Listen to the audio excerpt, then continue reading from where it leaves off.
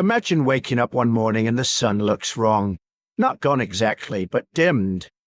Like someone turned down the brightness on reality itself. The light filtering through your window is pale, cold, bluish. You step outside and the sky is there, but it's veiled. The sun hangs overhead like a faint disk behind frosted glass. Shadows are weak and strange. The air feels different, colder than it should be. And this isn't just a day. This is every day. For months, then a year, then 18 months of twilight at noon. This actually happened. In 536 AD, the sun vanished for a year and a half. Not completely, but enough that historians and scientists now call it the worst year to be alive in all of human history. Not during the Black Death, not during the World Wars. 536 AD. A year most people have never heard of became the hinge point for catastrophe that would reshape civilizations across the entire globe. What caused it?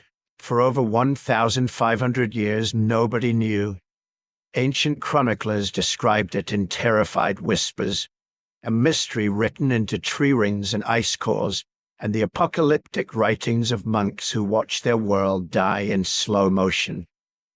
Only in the last few decades have scientists begun to piece together what actually happened, and the answer is more dramatic than anyone imagined. This is the story of the day the sky went dark, of a volcanic catastrophe so massive it dimmed the sun across 3 continents, of crops that wouldn't grow and populations that starved, of plague that followed famine like a shadow, of empires that collapsed and cultures that vanished into the murky haze of that terrible decade, and of the long, desperate climb back from the brink of civilizational collapse. If you're using this to fall asleep, that's exactly why I make these. So maybe subscribe and let me know where you are and what time it is. I check comments, and it's wild seeing Sydney at sunrise, Stockholm at bedtime, all listening to the same strange stories from our past.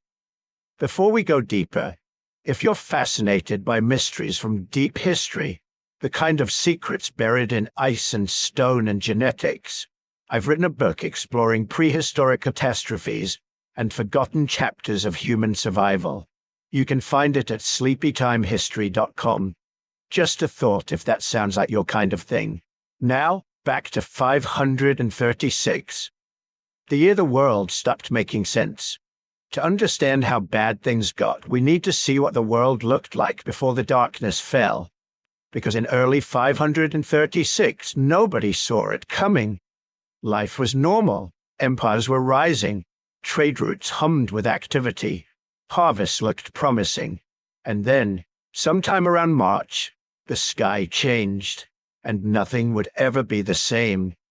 Picture the world in early 536 AD. Not the world that was about to die, but the one that existed in those last bright months before everything changed. A world that looked, to the people living in it, like it was heading somewhere. Maybe not perfect, but stable, functional. A world where empires had plans and farmers planted seeds expecting to harvest them, and merchants loaded caravans confident they'd reach their destinations. Start in Constantinople, the jewel of the Mediterranean, capital of the Byzantine Empire and probably the largest, wealthiest city on earth. 500,000 people packed inside walls that had never been breached. Aqueducts bringing fresh water from miles away. The hippodrome hosting chariot races that could draw 100,000 screaming fans. Markets overflowing with silk from China, spices from India, grain from Egypt, wine from Greece.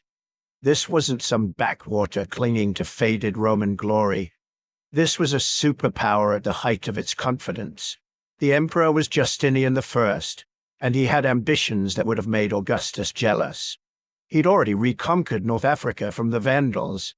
His generals were preparing campaigns to retake Italy and restore the Western Roman Empire.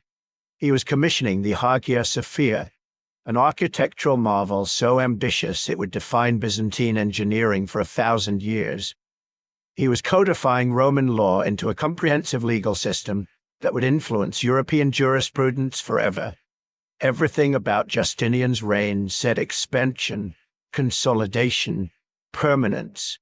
He was building an empire meant to last centuries. But Byzantium wasn't alone in the world. To the east, across the frontier that had defined great power politics for generations, sat the Sassanid Persian Empire. Just as wealthy, just as sophisticated, just as confident. The Sassanids controlled everything from Mesopotamia to the borders of India. They taxed the Silk Road trade routes. They maintained irrigation systems that fed millions. They had their own imperial ambitions and their own certainty that history was moving in their direction. These two empires, Byzantine and Persian, weren't exactly at war in 536, but they weren't at peace either. They were locked in the kind of expensive, grinding rivalry that defines superpowers: proxy conflicts, border skirmishes, diplomatic maneuvering, both sides maintaining massive armies and complex alliance networks. Both convinced that their system, their culture, their version of civilization was destined to dominate. Neither had any idea that something completely outside their control was about to make all their careful plans irrelevant. Further west, Europe was a patchwork of Germanic kingdoms built on the ruins of the Western Roman Empire. The Ostrogoths ruled Italy. The Visigoths held Spain. The Franks were consolidating power in Gaul. These weren't barbarians anymore, not really. They'd adopted Roman administration, Roman titles, Roman Christianity. They minted coins and collected taxes and maintained what trade networks they could. Life was harder here than in Constantinople, more localized, more fragile, but it was functional. People were making it work. In East Asia, China was fragmented into the northern and southern dynasties, a period of division that had lasted more than a century. But fragmented didn't mean collapsed. The Northern Wei dynasty controlled the Ella River Valley. The Liang dynasty ruled the south from their capital at Jiankang. These were sophisticated states with bureaucracies, standing armies, extensive agricultural systems. They were competing with each other, sure, but they were also trading, sharing Buddhist scholarship, maintaining cultural connections that linked the Korean peninsula to the Tibetan plateau. And connecting all of it, like threads holding together a vast tapestry, were the trade routes. The Silk Road wasn't one road. It was a network of paths crossing deserts and mountains, linking China to Persia to Byzantium. Caravans could take years to complete a journey, passing through dozens of kingdoms and city-states, but they kept moving. Luxury goods flowing west, gold and silver flowing east. Information traveling with the merchants, technologies spreading slowly but steadily across continents. But underneath all this apparent stability was a vulnerability that nobody recognized. Every civilization from Constantinople to Chang'an was fundamentally agrarian. Empires were just elaborate systems for collecting and redistributing food surplus. Everything, the armies, the bureaucracies, the great building projects, the trade networks, all of it depended on farmers producing more food than they consumed. And farming depended on weather patterns that had been remarkably stable for generations. Predictable monsoons in Asia, reliable Mediterranean growing seasons, spring rains followed by summer heat, followed by autumn harvests, year after year after year. The common people living through 536 had no concept of climate as a global system. They understood local weather. They had folk wisdom about planting times and harvest signs. They prayed to their various gods for good conditions and accepted bad years as divine displeasure. But the idea that something could disrupt growing seasons across the entire planet simultaneously, that the sun itself could dim, that was beyond anyone's framework for understanding reality. So when spring arrived in 536, Farmers from Britain to Korea planted their crops like they always had, expecting summer, expecting warmth, expecting the sun to do what it had always done. They had no way of knowing that somewhere, possibly in the tropics, possibly in Iceland, possibly multiple places at once, volcanic forces were about to inject so much material into the upper atmosphere that the world would go dark, that temperatures would plummet, that their crops would wither in fields that never saw proper sunlight, that everything was about to break. The first people to notice were probably sailors. The sun rising over the Mediterranean that spring looked wrong, not dimmed by clouds, which sailors knew well, not obscured by fog, which burns off. This was something else, a veil between earth and sky that didn't move, didn't clear, just persisted day after day with an unnaturalness that made experienced navigators uneasy. Then everyone else started seeing it too. Procopius of Caesarea, the great Byzantine historian, was in Constantinople when it began. He was a careful observer, a man who prided himself on factual reporting, not given to exaggeration or mysticism, which makes what he wrote all the more chilling. During this year a most dread portent took place, for the sun gave forth its light without brightness, like the moon, during this whole year, and it seemed exceedingly like the sun in eclipse, for the beams it shed were not clear nor such as it is accustomed to shed. Read that again. Without brightness, like the moon, not such as it is accustomed to shed. This is a man searching for language to describe something he's never seen before, something that violated his basic understanding of how the world works. The sun gives light. That's what the sun does. Except now it didn't.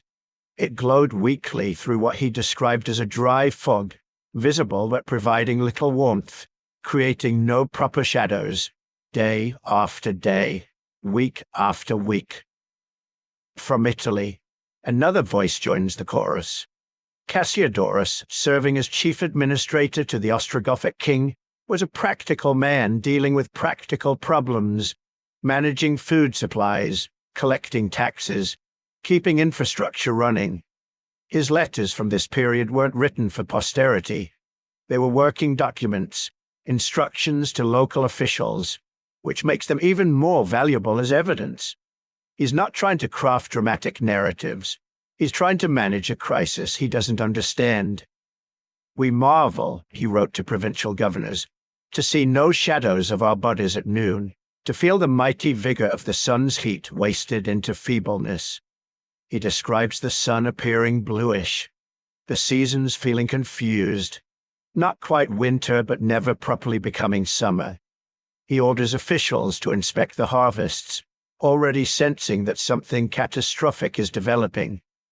His tone shifts through the surviving letters from confusion to growing alarm to barely concealed desperation. Then there's Michael the Syrian, writing centuries later but compiling earlier sources. He records that the dimming lasted 12 to 18 months, a year and a half. Imagine that. Not a few weeks of bad weather, not a particularly cloudy season. 18 months during which the sun appeared as if through a permanent filter, during which the basic relationship between earth and sky seemed fundamentally broken. And this wasn't local. This wasn't the Mediterranean having a bad year while China proceeded normally. The Chinese dynastic records, meticulous as always, document their own catastrophe. The Beishu Chronicles record unusual summer frosts, snow falling in August, trees failing to leaf out properly in spring, crops withering in fields that never received adequate heat. The bureaucrats recording these events had access to centuries of weather records. They knew this wasn't normal variation. This was unprecedented. What makes all these accounts remarkable is their consistency. Procopius in Constantinople, Cassiodorus in Italy, Chinese officials thousands of miles away, all describing the same phenomenon, a dimming of sunlight, a failure of seasons to behave normally, an agricultural catastrophe unfolding in slow motion. They couldn't communicate with each other. had no way of knowing their experiences were global. Each thought they were recording a local disaster, maybe divine punishment specific to their region. None realized they were documenting a planetary event, but the psychological impact might have been worse than the physical effects. This wasn't like a drought, which people understood, not like a plague, which had precedent, not even like a war, which at least had human logic behind it. This was the fundamental machinery of reality malfunctioning. The sun was supposed to give light and heat. That was cosmic order. When it failed, what did that mean? In a world without scientific frameworks for understanding atmospheric physics, people reached for the explanations available to them. Divine wrath, the end of days, apocalyptic prophecy coming true. The Christian world saw it as God's judgment. Persian Zoroastrians interpreted it through their cosmic struggle between light and darkness. Chinese officials framed it as the emperor losing the mandate of heaven. Everyone had their own framework, but the terror was universal. The sky itself had turned against humanity. This wasn't just people being superstitious or primitive. They were responding rationally to something that truly was beyond normal experience. A modern person, even understanding atmospheric science, would find an 18-month dimming of the sun profoundly unsettling. For 6th century people, it must have felt like reality itself was ending. Every morning the sun rose wrong. Every day crops grew poorly or not at all. Every evening the temperatures dropped far below what the season should bring. The accounts that survive are mostly from literate elites, historians, administrators, court officials, people who had the education and resources to record what they were seeing.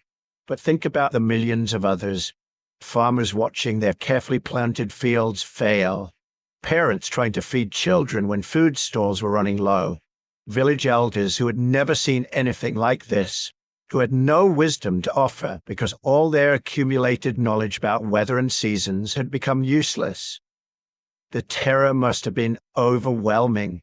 Not panic, not chaos, but a deep, grinding fear that persisted month after month as the sun continued to shine weakly and the harvest continued to fail, and nobody, anywhere, could explain why. What nobody realized, what couldn't have been known with the science available at the time, was that volcanic material from a massive eruption had been injected into the stratosphere. Tiny particles of ash and sulfur dioxide so high up that regular weather couldn't wash them out, spreading across the entire planet on high-altitude winds, creating a veil that would persist until gravity and chemical processes gradually cleared it. The fog wasn't descending. It was already up there, miles overhead, turning the sky into a filter that scattered and absorbed sunlight before it could reach the surface. And it wasn't going away anytime soon. Understanding what happened requires understanding what people in 536 couldn't possibly know. That high above them, so far up that air becomes thin and weather ceases to exist. Something had transformed the atmosphere itself. The stratosphere, that layer starting around 6 miles up and extending to 30, had become poisoned with sulfur dioxide. Millions of tons of it, ejected by a volcanic eruption so massive it had punched through the lower atmosphere entirely.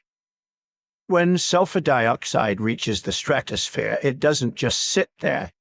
It reacts with water vapor and oxygen, forming tiny droplets of sulfuric acid. Each droplet microscopic, invisible individually, but collectively creating an aerosol layer that wraps around the entire planet. These particles are incredibly efficient at reflecting sunlight. They act like billions of tiny mirrors, bouncing solar radiation back into space before it can warm the Earth's surface. This is volcanic winter. Not cold because winter has arrived, but cold because the fundamental heat source has been throttled down. The temperature drop wasn't catastrophic by itself. Europe experienced cooling of about 1.5 to 2.5 degrees Celsius during the summer months. That doesn't sound like much. A couple degrees. you might not even notice day to day. But agriculture operates on razor-thin margins. Crops aren't just sensitive to average temperature, they're sensitive to growing degree days, the accumulated heat over an entire season. Drop the summer temperature by 2 degrees, and suddenly wheat that should ripen in 90 days takes 110. Except you don't have 110 days. You have 90 before the autumn rains come and rot everything in the fields. One failed harvest is survivable. Communities in the 6th century maintained grain reserves. Careful families could stretch stores. Trade networks could move food from successful regions to struggling ones. But 536 wasn't followed by recovery. 537 remained cold. Then 540 brought another massive eruption, possibly even larger than the first. The aerosol veil, just beginning to clear, got refreshed. The temperature stayed suppressed. Harvest after harvest fell short or failed entirely. Grain reserves weren't just depleted, they were exhausted, then consumed, then gone. The cascading effects are what killed people. First year, you eat through your reserves. Second year, you eat the seed grain you're supposed to plant. Third year, you have nothing to plant even if the weather improves, and you're already weakened by malnutrition. Fourth year, you're dying. We know the temperatures dropped because the trees remembered. Dendrochronology, the science of reading tree rings, gives us a year-by-year climate record going back thousands of years. Trees add 1 growth ring per year, and the width of that ring depends on growing conditions. Warm, wet years produce wide rings. Cold, dry years produce narrow ones. It's not interpretation or theory. It's direct physical evidence. Each ring a record of exactly how much that tree grew in that specific year. The growth rings from 536 are the narrowest in 2,000 years of European data. Not just narrow, the narrowest. Across Scandinavia, Central Europe, the British Isles, trees that had lived through centuries of variable weather encountered conditions they'd never experienced. In North America, where volcanic winter reached just as severely, bristlecone pines and Douglas firs recorded the same story. 536 shows up as a frost ring, damage from unusual cold, creating visible scarring in the wood. Then 537 shows narrow growth. Then 540 brings another frost ring. The trees aren't telling a story of one bad year. They're recording sustained crisis. But the most precise evidence comes from ice. In Greenland and Antarctica, layers of snow accumulate year after year, compressing into ice that preserves an atmospheric record. Each layer traps tiny bubbles of ancient air and captures whatever was falling from the sky that year. Dust, pollen, and crucially, volcanic sulfate. When scientists drill ice cores, they're extracting a timeline. Each meter of ice represents decades or centuries of accumulated snowfall. Each layer can be dated with extraordinary precision using multiple methods. Counting annual layers visible in the ice, measuring radioactive isotopes, matching patterns with known volcanic eruptions. The ice core work is painstaking. Teams drill in conditions so extreme that metal becomes brittle and exposed skin freezes in minutes. They extract cores up to 2 miles long, then transport them in specialized freezers back to laboratories where the real work begins. Scientists cut the cores into sections, sometimes just a few centimeters representing a single year. They melt tiny samples in ultra-clean rooms where contamination is measured in parts per trillion.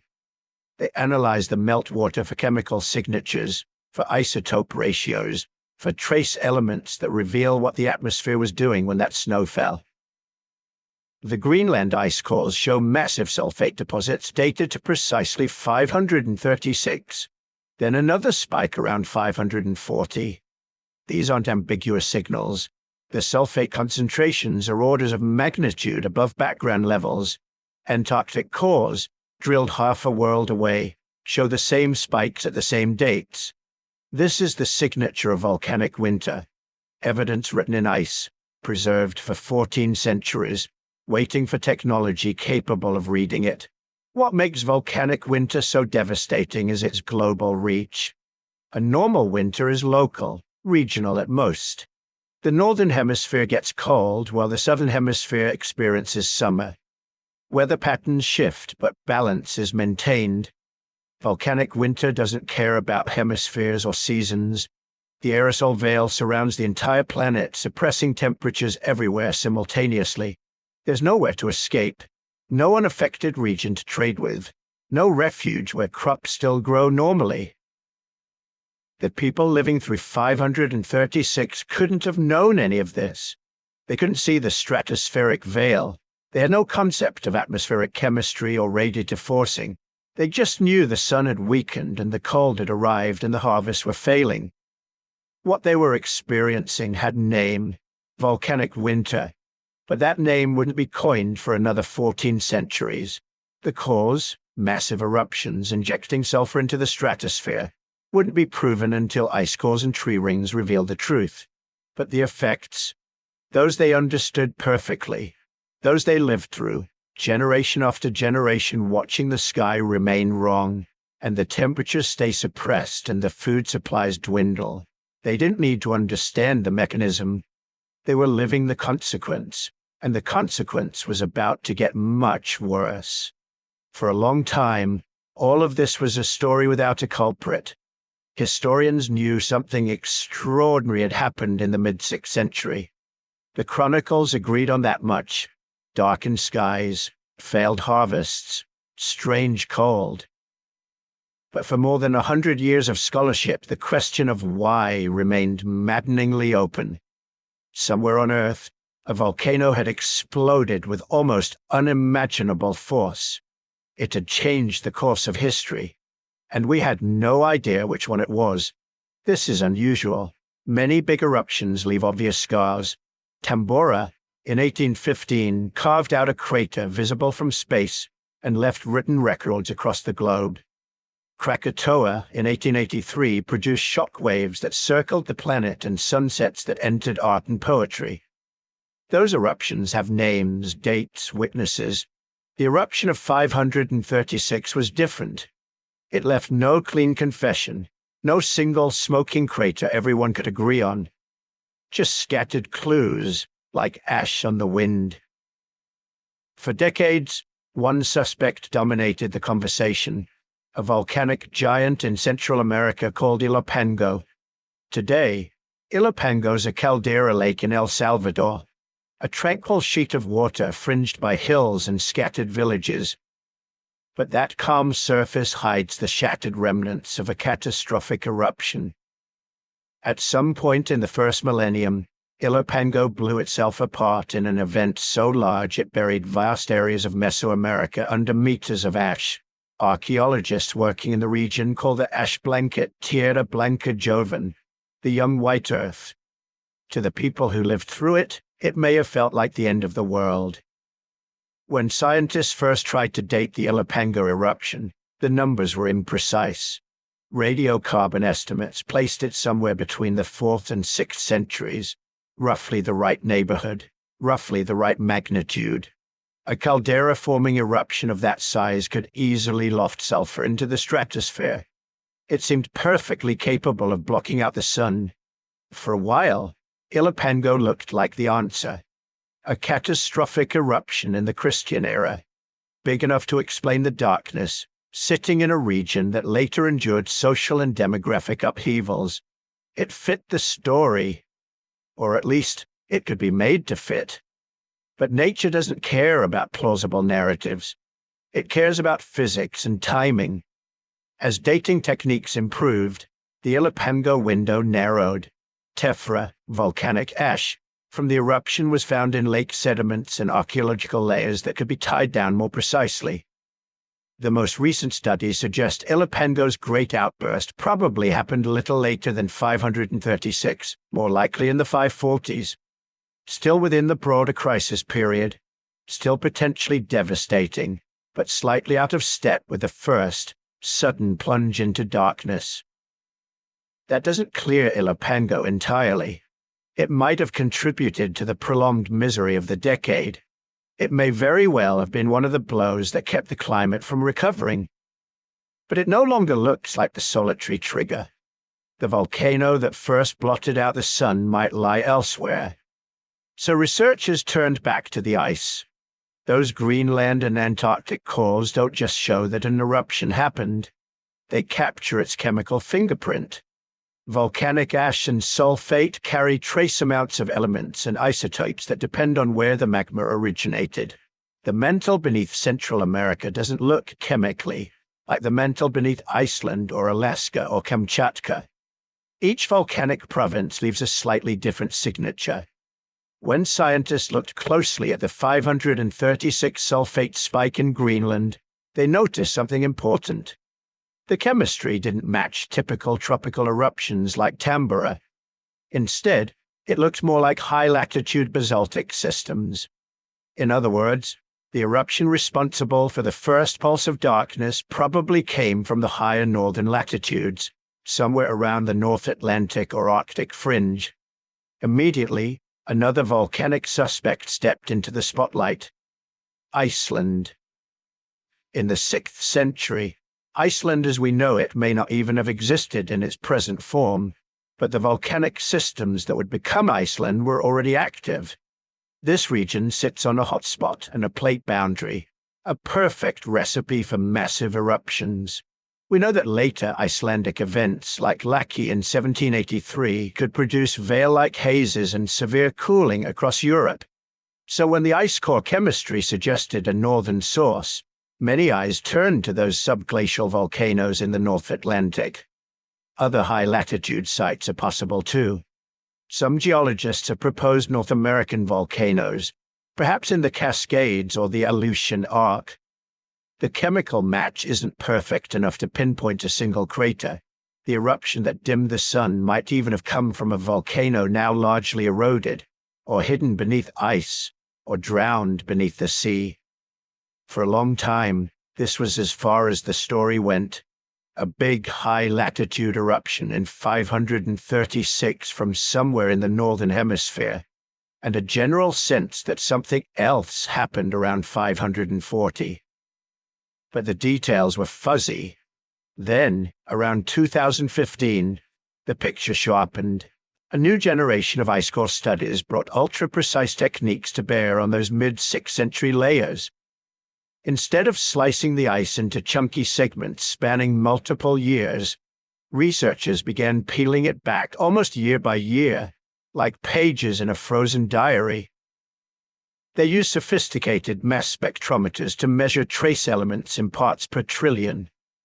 They cross-checked the volcanic sulfate with tiny shards of volcanic glass, microtifera, embedded in the ice. The results were startlingly clear. The 536 event, the one that darkened the sun and chilled the summers immediately, showed a fingerprint pointing to a high-latitude northern hemisphere eruption, very likely in the North Atlantic region, with Iceland or a Proto-Icelandic system high on the list. Then, just a few years later, around 540, the ice recorded another spike. This one was different. Its chemistry pointed not to the high latitudes, but to the tropics. In other words, the world may not have been struck by a single volcanic catastrophe, but by two: a northern eruption in 536 that started the volcanic winter, then a tropical eruption around 540 that recharged the stratospheric veil just as it was beginning to thin. This 1-2 punch model explains a lot. A single great eruption can cool the climate for 2 to 3 years before the aerosols gradually settle out. That's roughly what we saw after Tambora. A year or two of extreme anomalies, then a return toward normal. The 6th century, by contrast, shows a longer, more drawn-out suppression. Narrow tree rings not just in 536 and 537, but again after 540. Historical sources describing strange weather and poor harvests not for 1 year, but for much of a decade, If the atmosphere was still struggling to clear the sulfates from the 536 eruption, when a second major blast pumped in fresh sulfur around 540, the cooling would be extended and intensified. Oceans that had begun to reabsorb heat would be checked. Growing seasons already shortened would be cut again. Populations whose grain stores were depleted by the first blow would be confronted with renewed failure before they had time to recover. From the ground, it would not feel like a pair of discrete events. It would feel like a single, long, malicious season that wouldn't end. For peasants and emperors alike, the sky would simply remain wronged. Somewhere behind that wrongness, volcanoes were tearing themselves apart. One probably near the North Atlantic, another somewhere in the tropics, perhaps in Central America, perhaps in Indonesia, perhaps along the great volcanic arcs that ring the equator. Ilopango may or may not have been part of that sequence. Other candidates have been proposed. None have yet been proven beyond doubt, and that is where the mystery stands. We can say with high confidence that major eruptions occurred in 536 and around 540. We can say the first likely came from the high northern latitudes, and the second from the tropics. We can trace their atmospheric fingerprints in ice, watch their shadows pass through tree rings, and see their consequences unfold in famine and plague and political crisis. What we cannot do, at least not yet, is point to a single crater and say, here is where the sun went out. The evidence is growing. New cores, new dating methods, new analyses of ash layers in distant lakes and bogs are slowly tightening the net. One day we may know the exact volcanoes responsible, or we may discover that the story is even more complex, a cluster of eruptions, a chorus rather than a solo. For now, the culprits remain half hidden. Names like Ilopango, Iceland, and distant, drowned volcanic ridges hover around the edges of the story.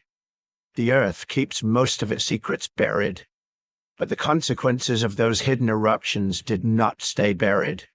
They spilled into human lives, into empty granaries and crowded graveyards.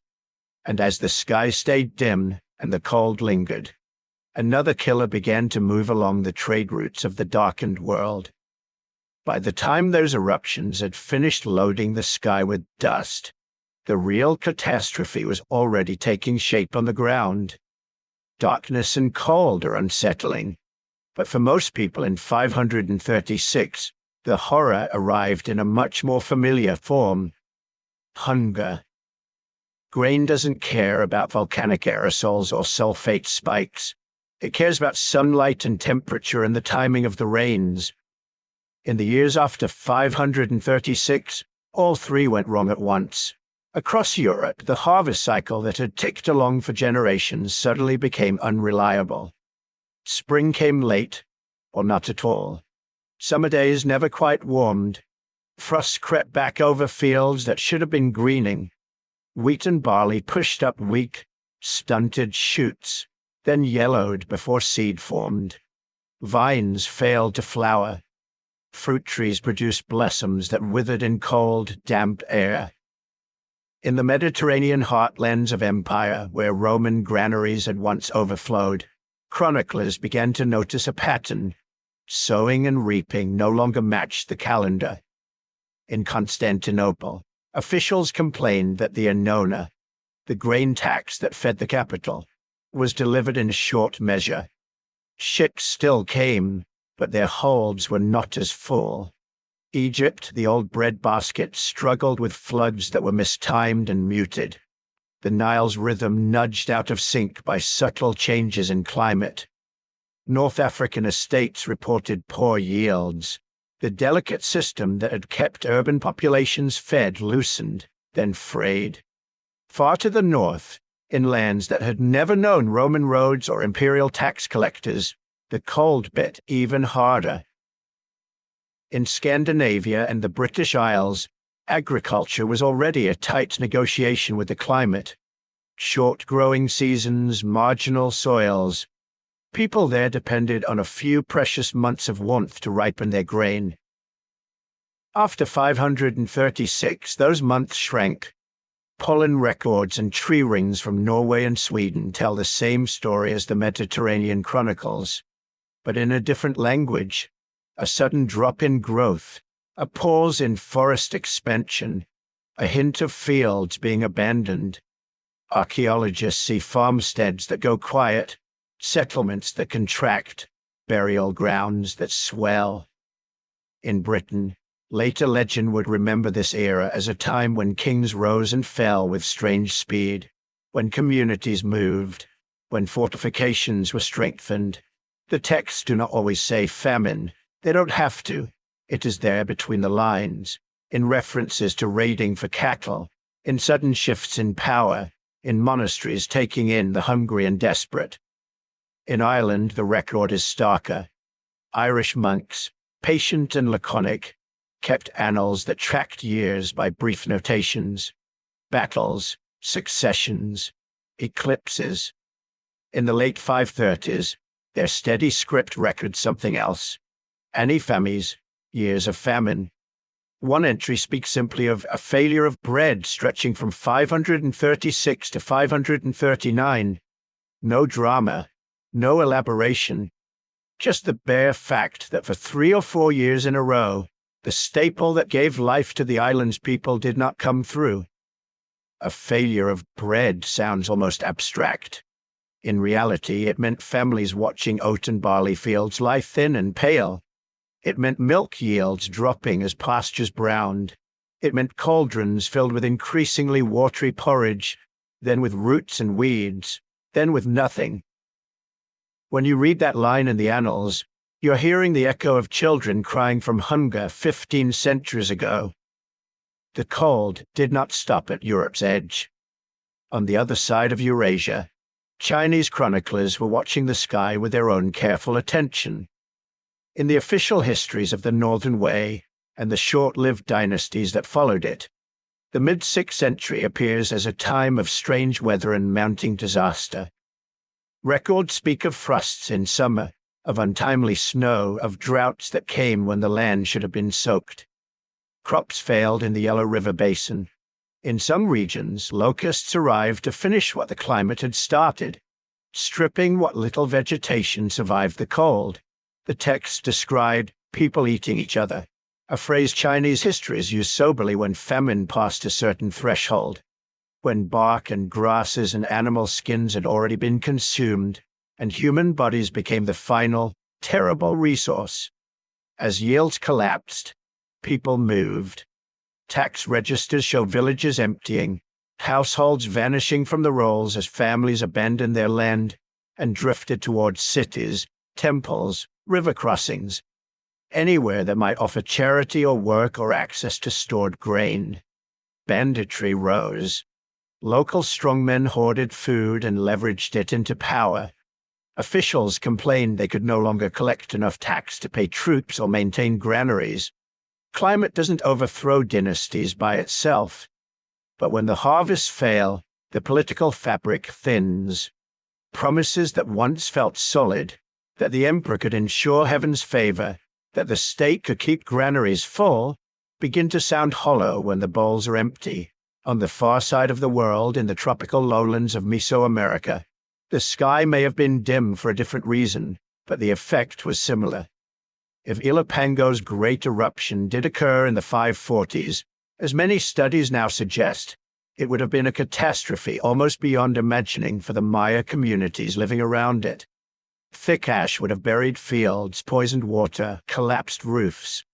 Even regions spared direct fallout would have suffered from altered rainfall patterns and smoky, obscured skies.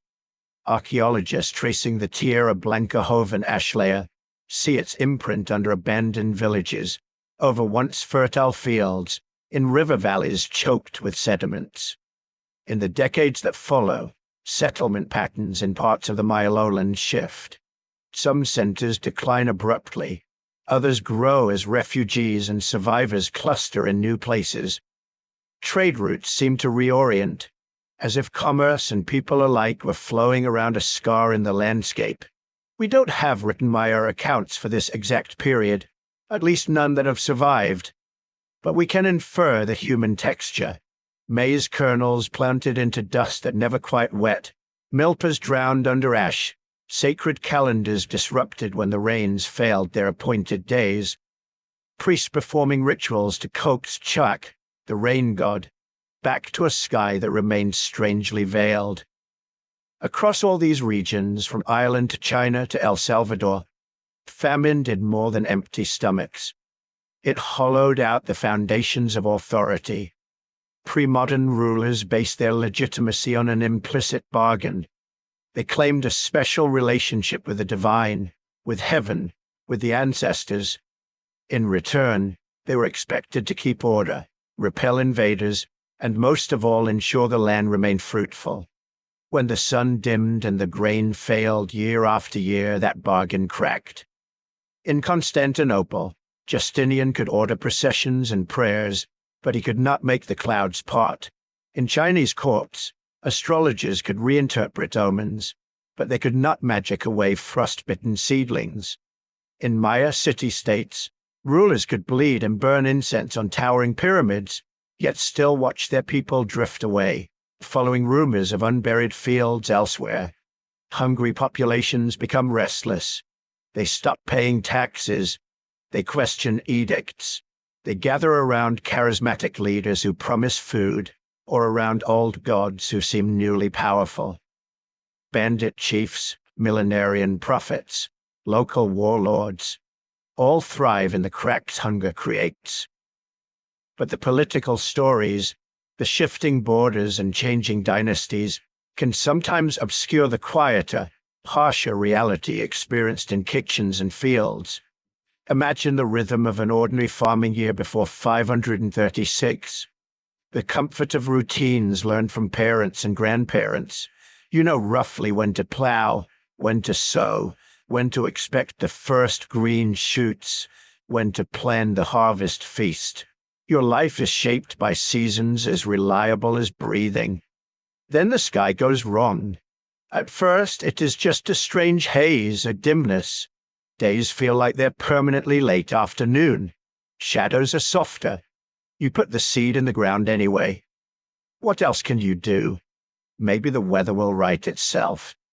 But the air remains chill.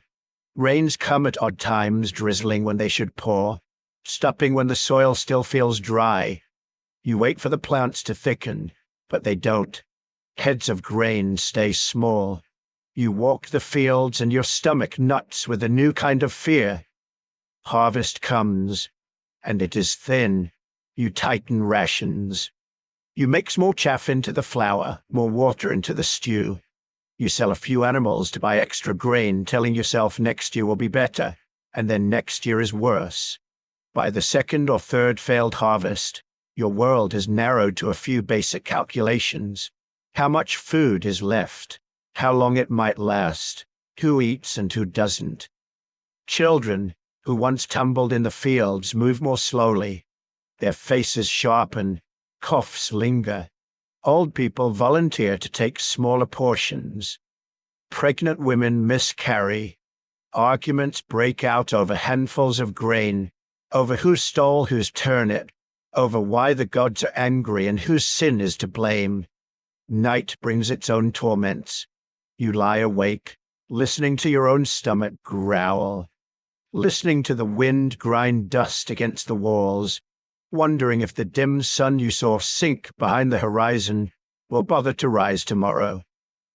Multiply that feeling by millions of lives, stretched across continents. That is what the volcanic winter of the 530s meant in practice. Not just a curious note in a climate record, but a slow, grinding pressure that weighed on every human decision. And into this weakened, hungry world, something else was moving. Something microscopic, riding in the bodies of rats and fleas and travelers. As the granaries emptied and the people clustered in cities and camps, a new kind of death was about to arrive. The first confirmed blow landed in 541. Somewhere in Egypt, along the crowded grain routes of the Nile Delta, people began to notice something new. Not just the thin faces and hollow eyes of hunger they'd grown used to over the past few years, but swellings. Hard, painful lumps bubbled up in armpits and groins, under jaws and along necks. Fever followed. Delirium. Then, very often, silence. From there, the sickness rode the same path that had once carried life to the Mediterranean world. Barges up the Nile, coastal ships along the Levantine shore, merchant vessels loaded with what grain they could find, heading for the imperial capital that still thought of itself as Rome's rightful heir. Historians would later name it after the man who sat on the throne at the time, the Plague of Justinian. But the real protagonist wasn't an emperor or a general or a saint. It was a bacterium. Modern science calls it Yersinia pestis. Under a microscope, it looks like a short, plump rod. To the people of the 6th century, it was invisible.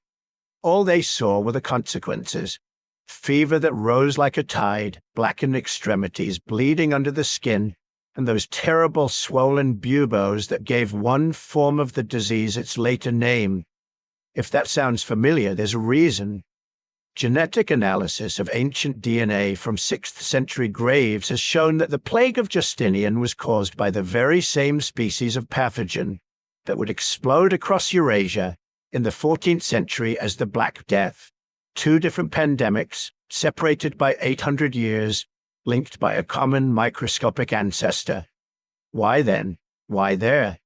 Why, after centuries of relative epidemiological calm, did this particular horror emerge just a few years after the sky dimmed and the harvests failed? Researchers are still piecing together the chain of causation, but patterns are beginning to emerge. Yersinia pestis is a disease of rodents before it is a disease of humans.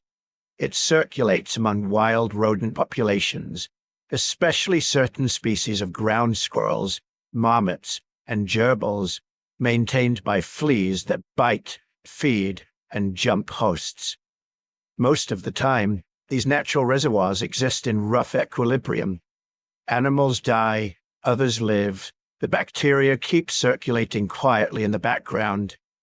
Climate disruption can upset that balance. When temperatures shift and rainfall patterns change, rodent populations boom or crash. In some regions, better conditions for grasses and seeds can produce explosions of rodents. In others, drought and cold can drive hungry animals out of their usual burrows, pushing them closer to human settlements and to the commensal rats that thrive in our granaries and garbage piles.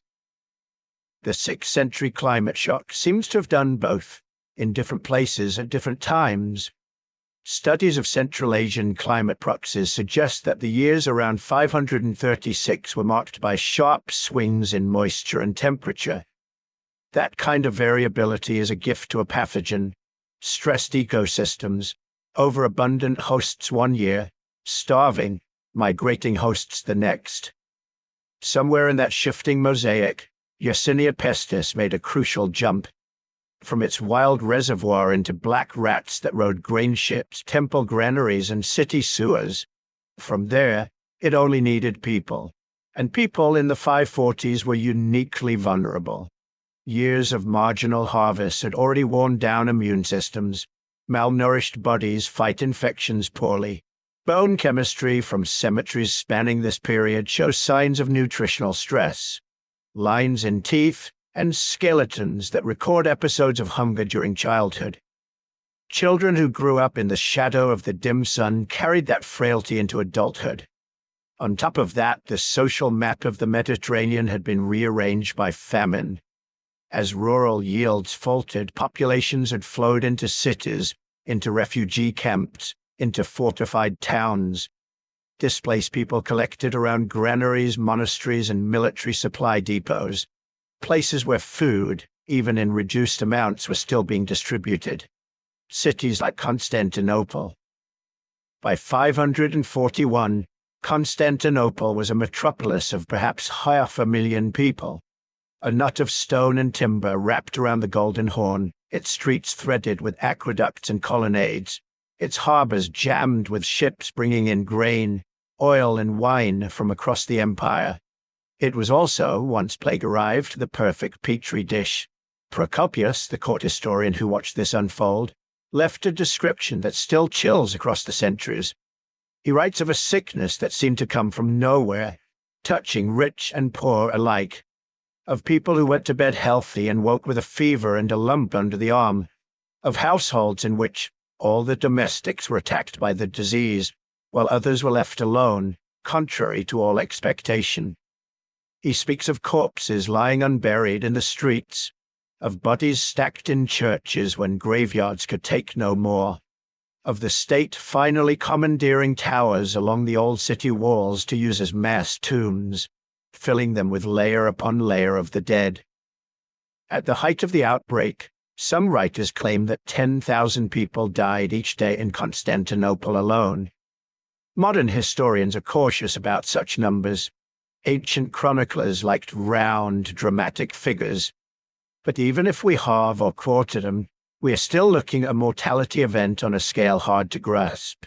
Imagine the sound of it. Not as a sudden catastrophe like an earthquake or a battle, but as a steady drumbeat. Day after day, carts creaking under the weight of bodies, the splash of corpses being tipped into hastily dug trenches, the murmured prayers of priests who had no time to finish one funeral rite before being called to the next. Procopius notes an eerie social effect. With so many dying, patterns of fear broke down. People stopped avoiding the sick, not because they understood contagion, but because the sheer ubiquity of the disease made caution feel pointless. Carers nursed relatives despite knowing, on some level, what that might mean. Gravediggers handled corpses until they themselves collapsed. Across the empire and beyond, the plague did not pass in a single wave. It receded, returned, and receded again, in pulses that stretched over 2 centuries. Egypt, Syria, Italy, North Africa, the Balkans, even up into Gaul, and perhaps beyond. Some regions may have escaped, others were hit repeatedly. Ports and trade hubs, plugged into the circulatory system of Mediterranean commerce, tended to fare worst. Total mortality is impossible to calculate with certainty.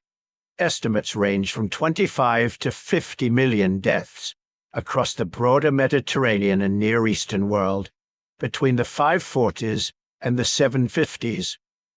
In some cities, perhaps a third to half the population vanished in a matter of months. In rural districts already thinned by famine, entire villages disappeared from the record, leaving only collapsed walls and silent fields. For the people living through it, it must have felt like the world was being squeezed in a vice. First, the sky dimmed and the crops failed. That was the first hammer. Slow, grinding, impersonal. It struck everyone, but it hit the poor hardest, as hunger always does. Then, just as some regions were beginning to find a fragile new balance, planting hardier grains, tightening belts, adjusting to shorter growing seasons, the second hammer fell. Swift, invisible, targeted not at the fields but at the bodies that worked them. The 2 blows amplified each other. Famine made plague deadlier. Plague made famine worse. Fewer hands were left to plow, to harvest, to transport food. Surviving farmers abandoned marginal plots that no longer seemed worth the risk. Trade shrank as merchants died or stayed home, as towns lost the surplus that made markets possible. In a more prosperous, well-fed world, Yersinia pestis might still have caused a serious epidemic. In the exhausted, calorie-starved societies of the 540s and 550s, it became an existential threat. To the people of the time, of course, this was not a story about bacteria and climate forcing. It was a story about wrath and omen and fate. Some said God was punishing Justinian for his wars and his theological policies. Others thought it was a test or a sign of the world's approaching end. Apocalyptic texts circulated. Astrologers and priests searched the dim sky for patterns, that could make sense of the death that now seemed to seep from every alley. They were not entirely wrong to link the heavens and the pestilence. The chain of causation was more complex than they could know, but the connection was real. Ash and aerosols high in the stratosphere had cooled the earth, jostled the monsoons, shifted the habitats of rats and fleas. Years later, in a crowded harbor, a single infected flea found its way onto the sleeve of a man unloading grain. From there, the line leads directly to mass graves outside city walls.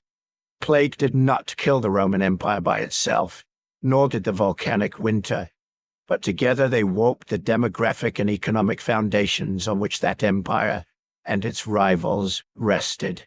The next part of the story is about those foundations cracking, about armies that could no longer recruit enough soldiers, treasuries that could not be refilled, frontiers that became porous, and belief systems that strained to explain why heaven's favor seemed to have withdrawn.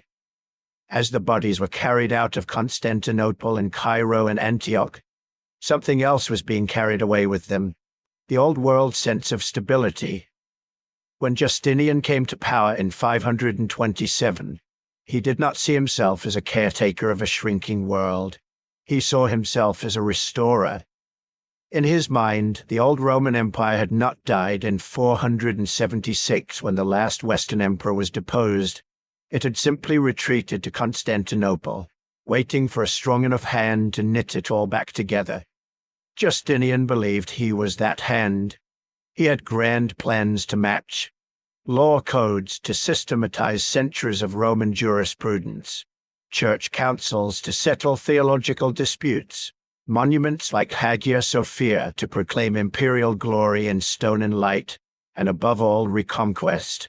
North Africa from the Vandals, Italy from the Ostrogoths, perhaps in time, even Spain and Gaul.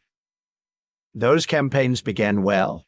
In 533, his general Belisarius sailed to Africa and, against the odds, crushed the Vandal kingdom in a matter of months. The rich grain lands of Carthage, once the breadbasket of Rome, were back under imperial control. A few years later, imperial armies were fighting their way up the Italian peninsula, seizing city after city from Gothic hands. On paper, it looked like the old Roman world might really be coming back. Then the sky dimmed. Volcanic winter did something subtle but relentless to Justinian's project. It attacked the invisible infrastructure that any empire depends on: tax receipts, population, and time. The Roman state lived on grain. Peasant farmers sowed and harvested.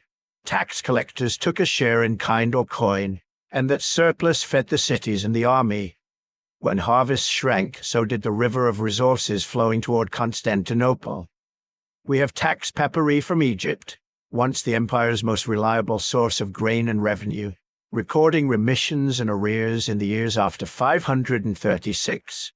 Fields lay fallow. Villages could not pay.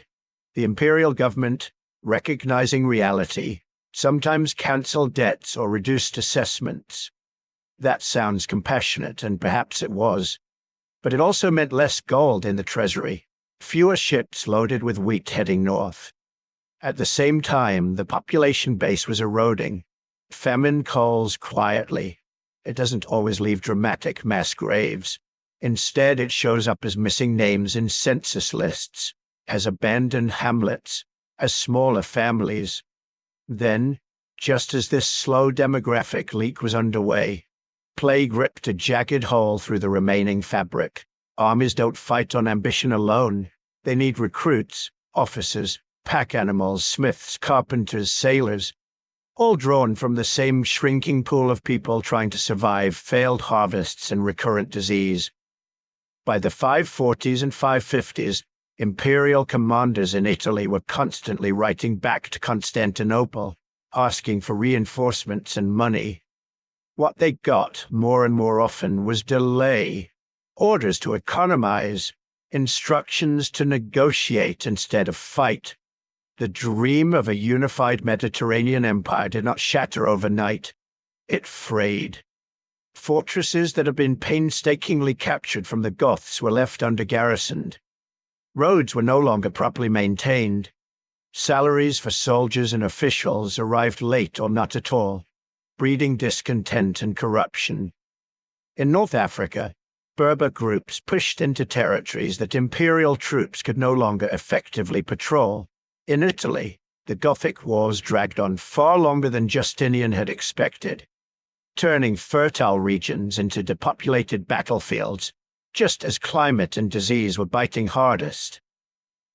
From a distance of 15 centuries, we can trace the outlines of a pattern. The volcanic dimming weakened the economic base. The plague slashed the labor force. Justinian's overextension magnified both. By the time he died in 565, his conquests technically remained in imperial hands. But they were fragile, underpopulated, and expensive to hold. Across the eastern frontier, the Sassanid Empire, Rome's great rival in Persia, was walking a parallel path. The Sassanids were not a minor kingdom. They were a sophisticated state with monumental cities, intricate irrigation systems, and a powerful military aristocracy. Their shahs saw themselves as heirs to Cyrus and Darius, guardians of an ancient imperial tradition that matched Rome's in pride and scope. They too depended on predictable climate and dense agricultural populations, canal systems in Mesopotamia, fields in Iran, highland pastures feeding cavalry horses. The same dimmed sun that chilled Constantinople chilled Ctesiphon, the Sassanid capital.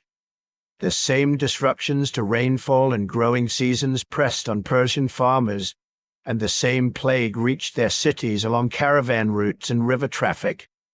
Sources for 6th century Persia are thinner than for the Roman world, but what we have suggests serious strain. Tax reforms aimed at shoring up revenue, religious tensions, internal rebellions. Wars with Justinian, especially over the Caucasus and Mesopotamian borderlands, added another layer of stress.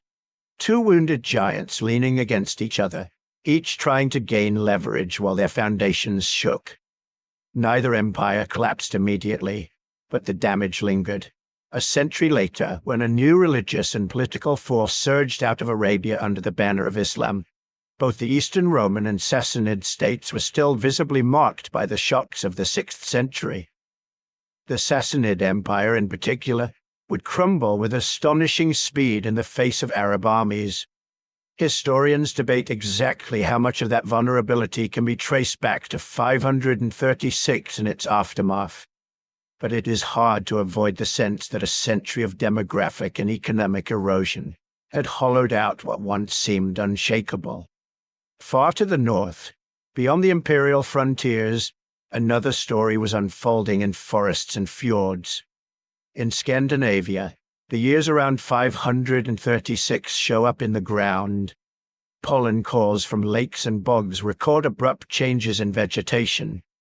Less evidence of cereal cultivation, more signs of abandoned fields growing over.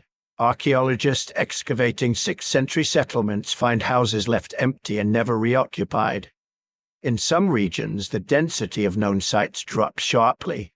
It's as if entire districts thinned out or moved. There are also the gold hoards. From Denmark to Sweden, people in the migration period seem to have buried large quantities of gold, arm rings, pendants, coins, during the 6th century. Not all treasure hoards are mysterious. Many are simply hidden wealth that owners plan to retrieve. But these particular caches, often carefully deposited and never recovered, look less like savings accounts and more like offerings. Imagine a chieftain watching his livestock die in the snow, his fields fail year after year, the sun itself hanging pale and weak in the sky. His priests and seers have no easy answers.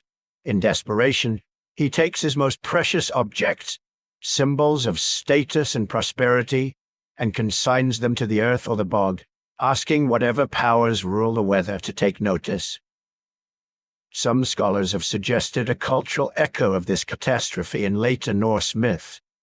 In the Icelandic sagas and the Poetic Edda, compiled centuries afterward, there is a story of Fimbulwinter, a mighty winter that precedes Ragnarok, the end of the world.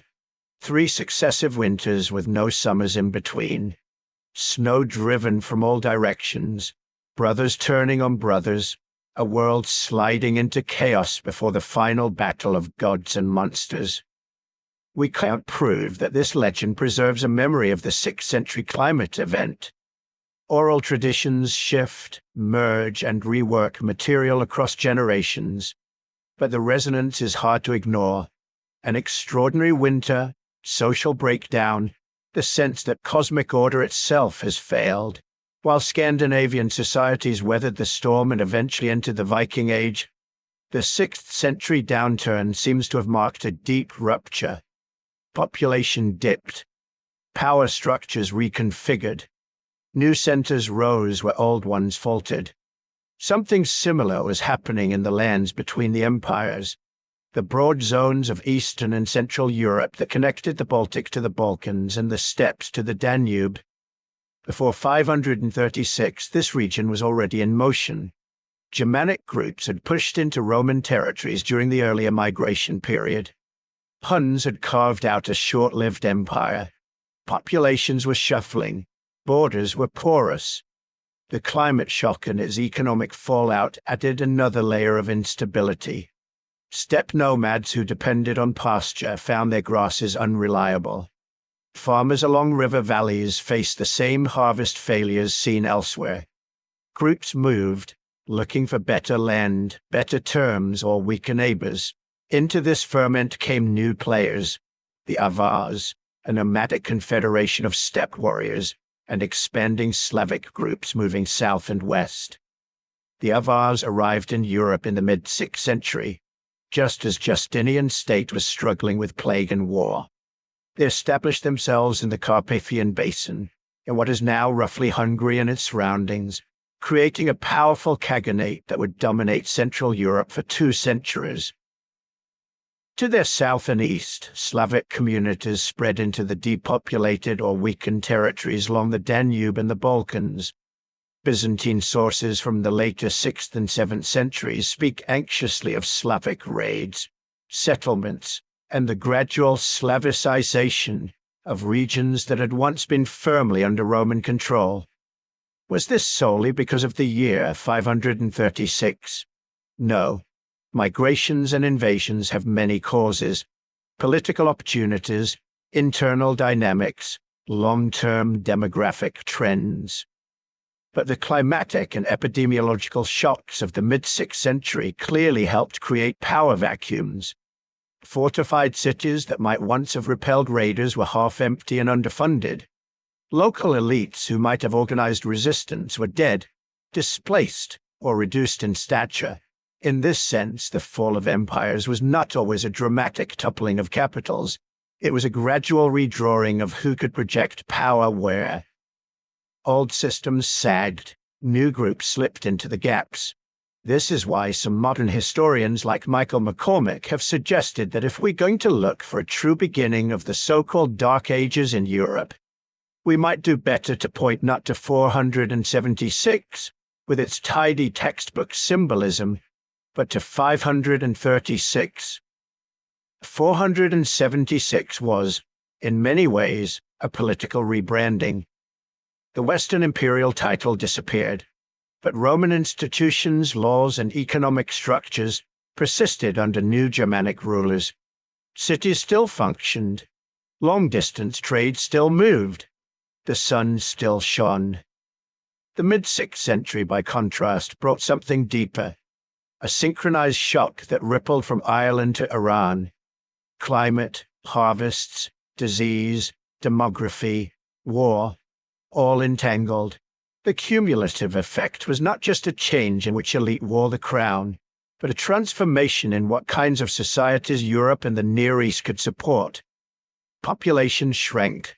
Literacy rates dipped in many regions. Monumental buildings slowed or stopped. Coinage became rarer in some hinterlands as market networks contracted. Yet even dark ages is a misleading phrase. Darkness suggests emptiness, a lack of history. The reality is more complex. These were centuries of adaptation and creativity as well as loss. People adjusted to shorter growing seasons with new crops and techniques. New languages and identities coalesced from the mingling of migrants and locals. Religious ideas shifted, seeking to explain why heaven had allowed such suffering. Under the dimmed sun of 536 and its aftermath, an old world cracked, but the fragments did not vanish. They recombined slowly into the medieval world that would follow, and as they did, memories of the darkness, of failed harvests and empty villages, of plague carts and buried gold seeped into chronicles, into legends, into the stories people told each other on long winter nights. Those echoes are where we turn next. If you live through a time when the sun fades and the seasons break, you don't just forget. You might not write it down in a chronicle. You might not know the word volcano or aerosols or climate forcing. But you will tell stories. You will tell them to your children, and they to theirs. And over centuries, those stories will shift and twist and gather new details. Gods will be added. Heroes will appear. Morals will be attached. Yet somewhere under all the layers, the bones of memory remain. In the north, one of those memories may have become a legend of the end of the world. We touched already on Fimbul Winter, the great winter of Norse myth. It appears in sources written down in Iceland around the 13th century, but those tales claim to reach back into an older Scandinavian oral tradition. Fimbul Winter is not just a cold snap. It is 3 winters in a row with no summers in between, snow blown from every direction, bitter winds, crops failing, animals dying, social bonds unraveling, brothers turning on brothers, parents on children. Only after this unending winter does Ragnarok come, the final battle, the drowning of the world, the death and rebirth of the cosmos. From the standpoint of physics, 3 literal years without summer is not what happened in 536. The dimming seems to have lasted more than a year, and the wider climatic downturn stretched across decades, with cold spells recurring into the 540s. Summers existed, but they were shorter, cooler, less reliable. The Earth did not freeze solid, but oral tradition doesn't deal in precise climate graphs. It deals in impressions, in the feeling that the seasons have broken, that normality has ended. Add 6 or 7 centuries of retelling, and you can imagine how inherited stories of failed harvests and strange skies might merge with older Indo-European motifs of cyclical destruction, with warrior ideals, with Christian apocalyptic ideas filtering north, until they crystallize into the myth of Fimbul Winter. We cannot prove that connection. Many scholars are cautious, and rightly so. Myths are magpies.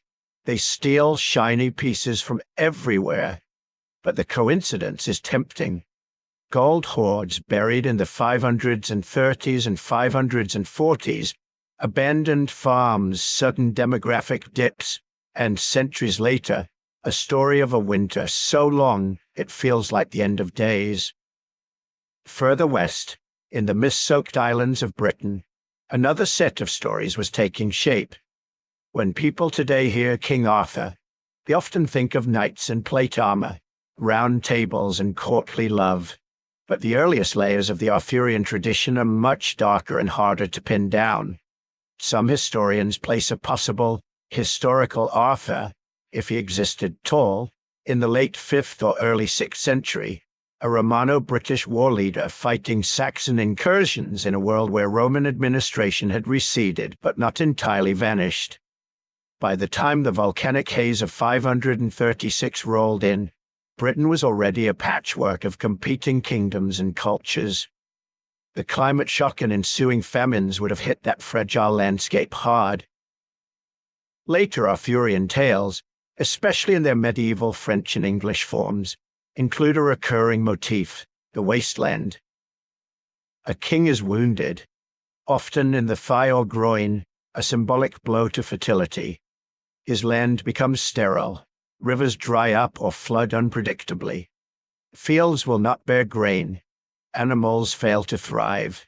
The entire kingdom is trapped in a kind of spiritual and ecological stasis until a hero arrives, asks the right question, or finds the right relic, and healing can begin.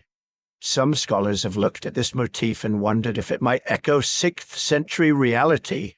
Chieftains presiding over depopulated territories, ruined harvests, and the sense that the land itself has fallen under a curse. Again, it is speculation. The wasteland also fits into older Celtic patterns of sacred kingship, where the health of the ruler and the fertility of the land are linked. It may reflect purely moral concerns, the idea that sin or injustice pollutes society. But set those stories against the backdrop of tree ring evidence showing cold, stunted growth in British oaks in the 530s, against archaeology suggesting abandoned hill forts and shifting settlement patterns, against a sky that, for a time, really did seem to withdraw its blessing, and the wasteland begins to sound less like pure allegory and more like memory, mythologized. The earliest surviving Welsh poetry may carry similar shadows. One of the most famous early Welsh texts, Ye Gododin, is a long elegy for warriors who died at the Battle of Cattraeth, probably around the late 6th or early 7th century. On the surface, it is a heroic lament, praise for courage, grief for slaughtered friends, bitterness toward cowardice and betrayal. But embedded in that and other early poems are hints of a world in flux. There are references to burning halls, shattered alliances, rulers whose generosity, measured in feasts and cattle, has failed. Later Welsh tradition remembers the Age of Arthur as a time of constant war, shifting loyalties, and strange portents. We have to be careful. Those poems were copied and recopied centuries after they were first composed. Lines were added, glosses woven in.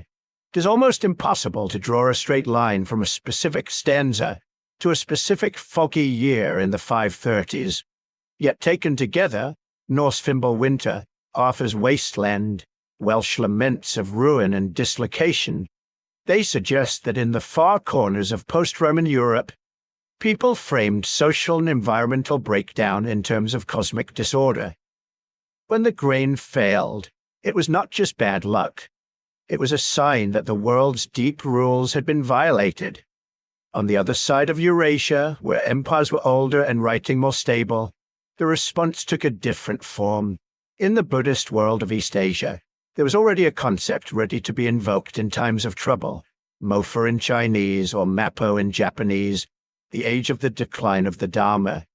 According to some strands of Buddhist thought, history unfolds in 3 broad phases after the Buddha's lifetime. The age of the true Dharma, when teachings are correctly understood and practice is strong. The age of semblance Dharma, when forms remain but depth fades. And finally, the age of decline, when the teachings are misunderstood, institutions are corrupt, and human capacities for enlightenment have withered. By the 6th century, Chinese Buddhist texts were increasingly preoccupied with this idea of degeneration. Political fragmentation after the fall of the Han Dynasty, invasions by steppe peoples, and internal rebellions had already primed people to see their era as one of moral and cosmic downturn. Then came strange skies and erratic harvests. Chinese and Korean chronicles from the 530s and 540s record unusual atmospheric phenomena, dim suns, persistent hazes, frosts at odd times. They do not connect these directly to a single volcanic event. That concept did not exist for them, but they fold the anomalies into a broader narrative of heaven sending signs, of an era slipping morally and cosmologically off balance.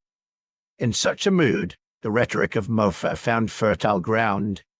If the fields no longer behaved as they should, Perhaps it was because human beings had drifted away from the Dharma, because the cosmos had entered a darker age in its long cycle.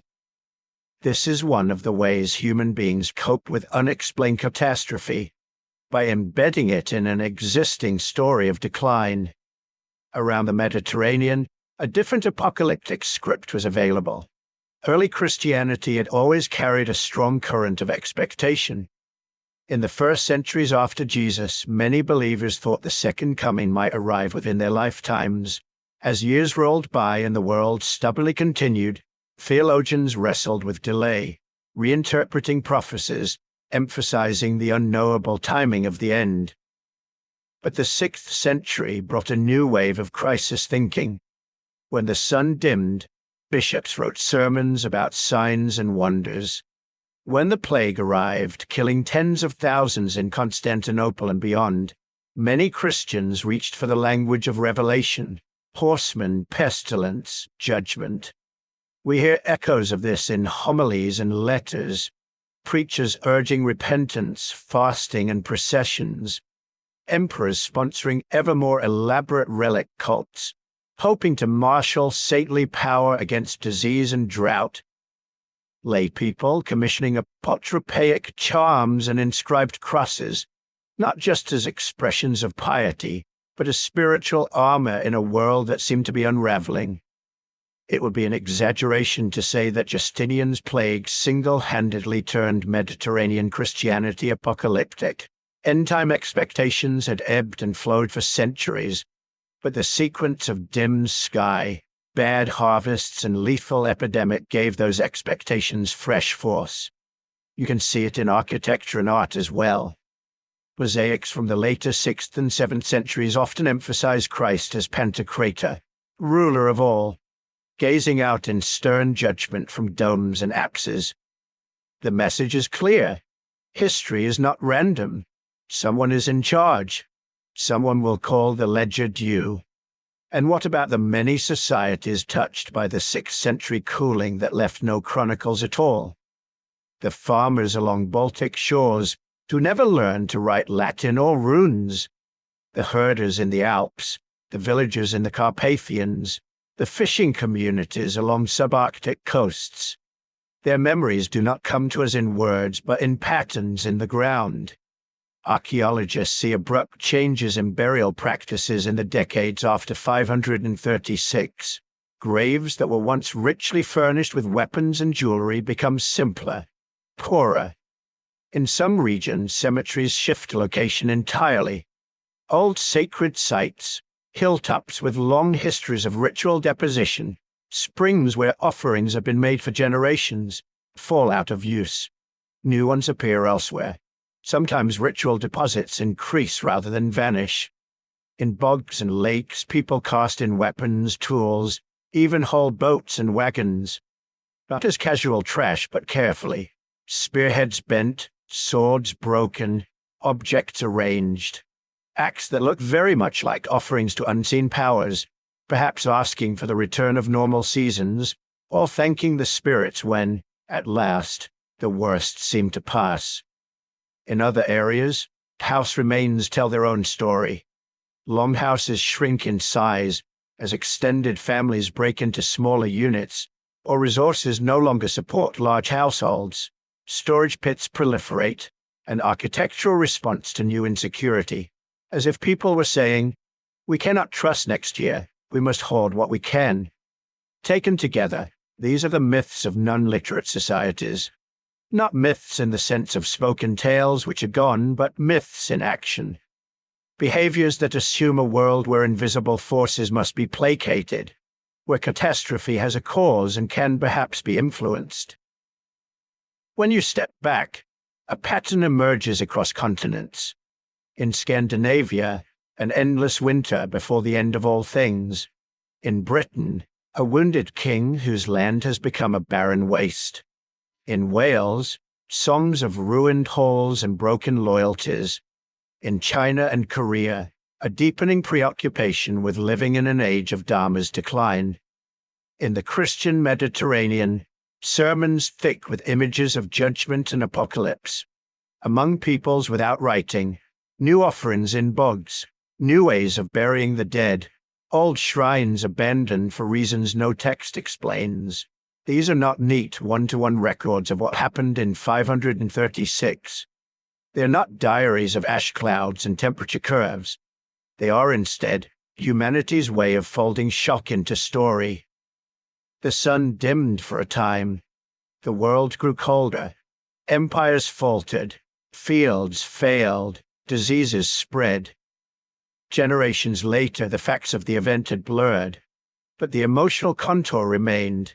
Fear, dislocation, the sense that something fundamental in the world's order had cracked. Out of that feeling, cultures everywhere spun tales of winters without end, ages of decline, cursed lands, and imminent endings. And then, gradually, as the skies brightened and new patterns of life established themselves, those same cultures began to tell a different story, not only of catastrophe, but of survival. How that slow recovery unfolded, in climate, in economies, and in the quiet persistence of ordinary people, is where we turn next. The first thing to understand about the recovery is that it did not feel like a recovery. Not at first. If you had lived through the dimming of 536, the frosts that bit into summer crops, the hungry winters, and the strange diseases that followed, the years after would not have seemed like a clean turning point. There was no single day when the sky brightened and everyone cheered. There was just a long, uneven climb out of the hole. Tree rings and ice cores tell us that volcanic aerosols slowly thinned through the late 500s and 50s. Temperatures in many regions remained half a degree to a full degree cooler than earlier norms for decades. That doesn't sound like much on paper. But for pre-industrial agriculture balanced on the edge of what was climatically possible, it was the difference between a barely adequate harvest and catastrophe. So imagine yourself in, say, the year 550. You're a grandchild of those who saw the sun turn pale. People still talk about the years of dust in the present tense. The elders remember which valleys were abandoned, which springs ran dry. They can point to the ruins of farmsteads where no smoke has risen in 20 years. The sky now looks normal most days. The sun is sharp again. But the seasons are fickle. One summer is tolerable. The next is wet and cold, or blighted by a late frost. You still plant more than you think you can reap, because you have learned that the sky is not to be trusted. Over time, very slowly, the climate system rebalanced. Sulfate particles settled out. Oceans and land drew down the excess cold. By the late 6th and 7th centuries, temperature proxies show something like a return to the pre-536 baseline. But this climatic normalization took on the order of 40 to 60 years, depending on the region. 2, sometimes 3 generations grew up in a world that felt, compared to their great-grandparents' stories, permanently harsher. And the human recovery was even more uneven than the climate. Some places bounced back relatively quickly. Lowland river valleys with good soils, regions connected to surviving trade networks, cities that managed to keep their granaries stocked. These saw population levels begin to recover within a generation. Birth rates rose once food became more predictable. Fields that had lain fallow during the worst years were brought back under cultivation. You can see this in the archaeological record. New house foundations overlapping the outlines of earlier ones. Pottery styles continuing with only small interruptions. Other regions took centuries. In parts of Scandinavia, Central Europe, and the Alpine world, whole landscapes seemed to empty out in the mid-6th century and stay sparsely populated into the 8th or 9th. Settlements are abandoned and not reoccupied. Forests creep back over former pastures. From the ground's point of view, the disaster is an opportunity. Less grazing, fewer axes, more trees. From the human point of view, it is a long absence. Legends accumulate around the ruins, places where the old people lived, or where the land is said to be cursed. The Mediterranean followed its own rhythm. The Justinianic plague recurred in waves for nearly 200 years, flaring up in port cities, sweeping along trade routes, then fading. In some decades, the main constraint on recovery wasn't the climate anymore, but disease. Certain coastal regions of the Eastern Empire seemed trapped in a cycle. Repopulation, growth, another outbreak, another culling. Inland, in more isolated villages, populations may have recovered more steadily, but also more quietly, leaving fewer records behind. North Africa, long a breadbasket for the Roman and then Byzantine worlds, faced an especially complicated trajectory. Climatic fluctuations, plague, and political turmoil combined with later events, wars, religious schisms, and eventually the Arab conquests, to push parts of the region into long-term demographic and economic decline. What had been a core zone of Roman grain production slowly shifted toward a different kind of economy, less urban, more pastoral, organized around new power structures. And this is one of the most striking features of the post-536 world, the way political orders reshaped themselves in the long shadow of the crisis. In Western Europe, the Roman imperial framework had already crumbled, but its habits and institutions lingered like ghosts. The volcanic winter and its attendant plagues did not create the early medieval kingdoms from scratch, but they acted like stress tests, exposing which systems could bend and which would snap. Some small polities vanished from the record after the mid-6th century. Others, better organized or simply luckier in their geography, expanded into the gaps. Out of this patchwork emerged the foundations of what we think of as medieval Europe. Frankish dominion in Gaul solidified. The networks of bishops and monasteries became not just spiritual centers, but practical nodes of administration, literacy, and charity in an unstable world. Over the next 2 centuries, that infrastructure would make possible the Carolingian experiment, Charlemagne's brief attempt to stitch together a Western empire that could rival Rome in name, if not in scale. The memory of famine and breakdown did not disappear. It became part of the mental background that made strong kingship, written law codes, and ecclesiastical order feel like bulwarks against chaos. Further east, in China, the northern and southern dynasties had divided the old Han heartlands into rival courts. The 6th century climate disruptions and famines added fresh pressure to a landscape already fractured by warlords, nomadic confederations, and shifting alliances.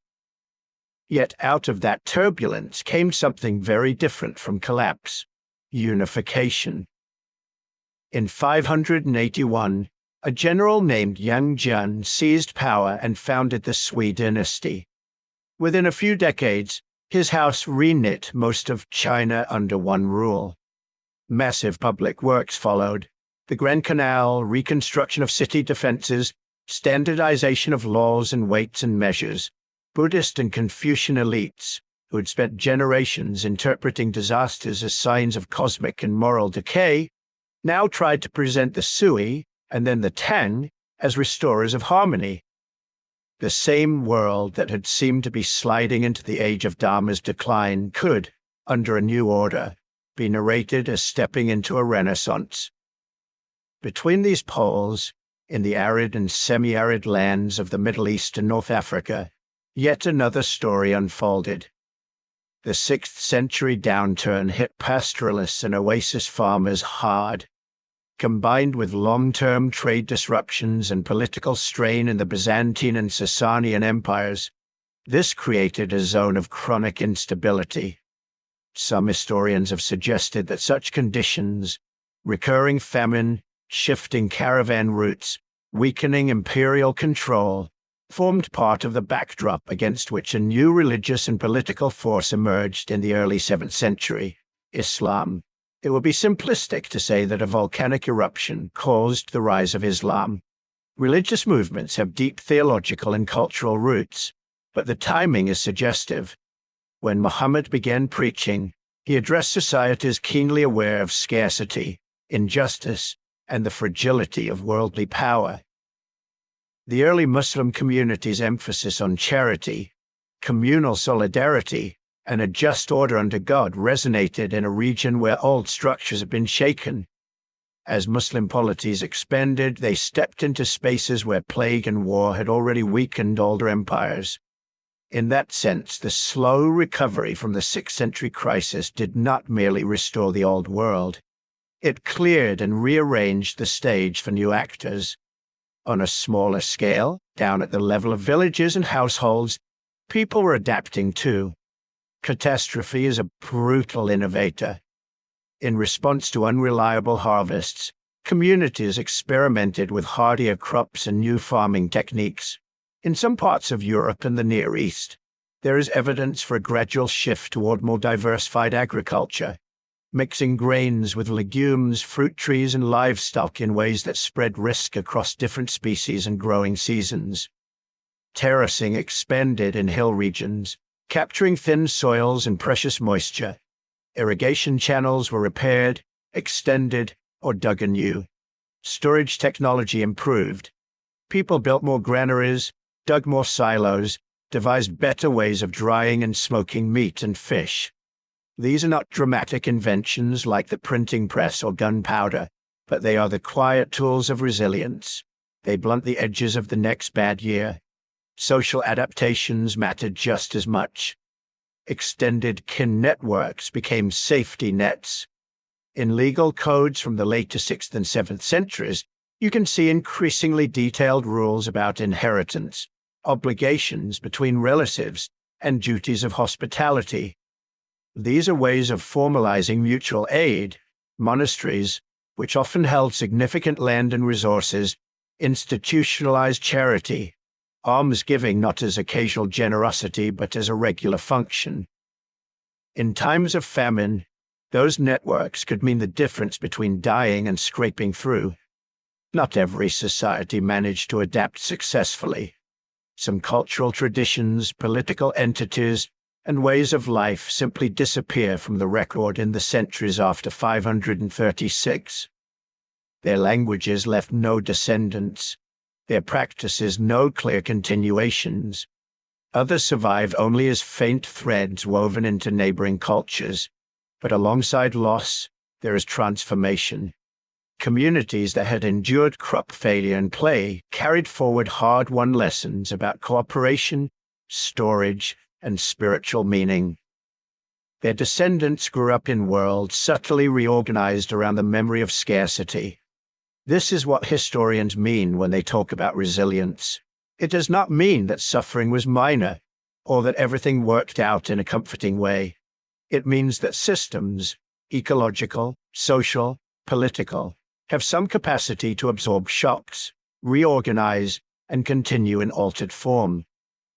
After 536, some systems broke. Others bent and then hardened into new shapes. A few, paradoxically, emerged stronger, having shed older constraints and found new equilibria. By the time Charlemagne was crowned in Rome in the year 800, by the time Tang poets were writing about moonlit rivers and autumn winds, the memory of the dim sun of 536 had probably faded into the background noise of hard times in the days of our ancestors. Yet the world those rulers and poets inhabited, the political borders, the religious landscapes, the patterns of trade and agriculture, had been subtly but decisively shaped by that long cold episode and its aftermath. Empires had fallen or been rearranged. New faiths had spread. Farming practices had shifted. The great game board of Eurasia and beyond had been reset, and above it all, the sky had returned to its usual blue. The sun shone as it always had. To anyone born centuries later, it would have been almost impossible to imagine that, once, it had gone dim for more than a year, and the whole world had trembled. Yet the possibility remained, latent in the rocks and the deep magma chambers below, which raises an unsettling question, one our own age cannot quite avoid. If it happened once, could it happen again? The short answer is yes. The long answer is slower, and less comforting. Deep under the crust, the processes that dim the sun in 536 have not stopped. Magma is still rising, cooling, crystallizing. Gases are still building in chambers miles beneath our feet. The Earth is still, in geological terms, a restless planet. What happened once, or twice, or many times in the deep past is not finished with us. When people talk about a future volcanic winter, they often invoke a few names like half-remembered incantations: Yellowstone, Campiflegrei, Toba. Yellowstone sits under the forests and geysers of the American West, one of the most studied volcanic systems on Earth. Its caldera, the collapsed roof of an ancient emptied magma chamber, is so large that you can stand inside it and see nothing but hills and sky, never guessing that you're in the scar of an explosion. Campiflegrei, the burning fields, hide beneath the suburbs of Naples and the waters of the bay. Toba lies in Indonesia, a vast lake filling what used to be a crater. These are what geologists call supervolcanoes, systems capable of eruptions tens or hundreds of times larger than the one that likely darkened the sky in 536. Their past eruptions have left ash layers spread across continents, visible today in far-flung sediments and ice cores. They are reminders that the 6th century event, bad as it was, is not the upper limit of what the planet can do. The good news, such as it is that these truly colossal eruptions are rare on human timescales, tens of thousands, sometimes hundreds of thousands of years apart. There is no indication that Yellowstone or Campiflegrei or Toba is about to erupt at supervolcanic scale in our lifetimes. But if you zoom out far enough, if you think not in decades but in millennia, the pattern is clear. The Earth has produced eruptions of this magnitude before. Given enough time, it will do so again. The clock is not ticking toward a specific date. It is simply running, and somewhere, sometime, the conditions will line up. And it does not even take a supervolcano to cause the kind of cooling that haunted the mid-6th century. Tambora, which erupted in 1815, was immense but not technically a super eruption.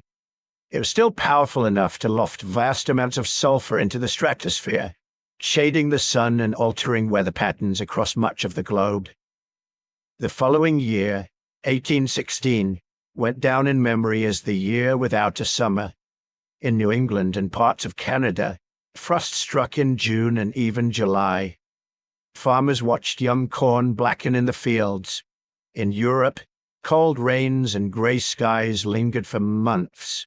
Harvests failed. Grain prices spiked. Food riots broke out in cities already strained by the aftermath of the Napoleonic Wars. In Switzerland, snow fell on lowlands in the middle of what should have been warm months. Poets like Byron and Shelley, trapped indoors by endless storms, turned to writing dark, introspective work, including the ghost story contest out of which Frankenstein was born. Compared to 536, the Tambora event was shorter, better documented, and cushioned somewhat by early modern trade networks. But it offers a smaller-scale echo, a reminder that a single volcano can, under the right conditions, reach into the sky and press its thumb on the climate. So what happens if something like that, or worse, occurs in our world? We like to think we are more resilient, and in some ways, we are. We have global communication, weather satellites, scientific models, emergency response systems. We can see the ash plume rise, track it, measure its gases, estimate its impact on solar radiation. We can, to some extent, warn. But the shape of our vulnerability has changed. In 536, most people lived close to the land. Crop failures meant local famine, desperate migration, perhaps the collapse of nearby states. Yet there was also a kind of rough insulation. A bad year in one region did not automatically topple the systems of another, an ocean away. Today, food moves on steel and diesel and data. A significant percentage of the world's calories comes from a handful of major grain belts: the American Midwest, the Black Sea region, the North China Plain, parts of India, Brazil, and Australia. These regions export to dozens of countries that depend on them, a failure in multiple bread baskets at once.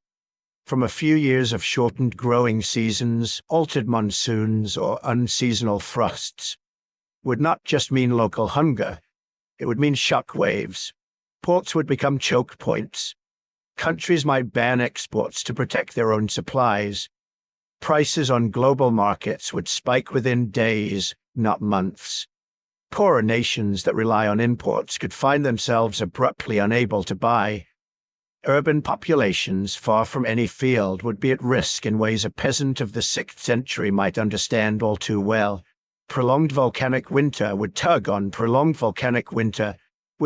many of those threads at once: food, energy demand, political stability, migration. The models we use to estimate such cascading failures are sophisticated, but they are still, at heart, educated guesses. On the other hand, we are not helpless. Around the world, scientists monitor volcanic systems with a level of attention unimaginable even a century ago. Seismographs listen for the tiny tremors that suggest magma is moving. GPS stations measure millimeter-scale swelling of the ground. Gas sensors sniff for changes in sulfur and carbon dioxide. Satellites watch for heat signatures, deforming landscapes, and traveling ash. In many cases, this network can give days, weeks, sometimes months of warning before a major eruption. Not always, and not perfectly. Volcanoes are notoriously individual in their behavior, but often enough to evacuate surrounding populations, reroute flights, and begin emergency planning. What we cannot do is stop the eruption. We cannot vent a supervolcano safely, or cap it like a leaking well. The energies involved are on a scale far beyond our current engineering, nor can we fully prepare, in advance, for the complex ways a multi-year cooling would ripple through agriculture, infrastructure, and politics. We can store grain, diversify crops, develop hardier varieties. We can run simulations, draft contingency plans, strengthen local food systems.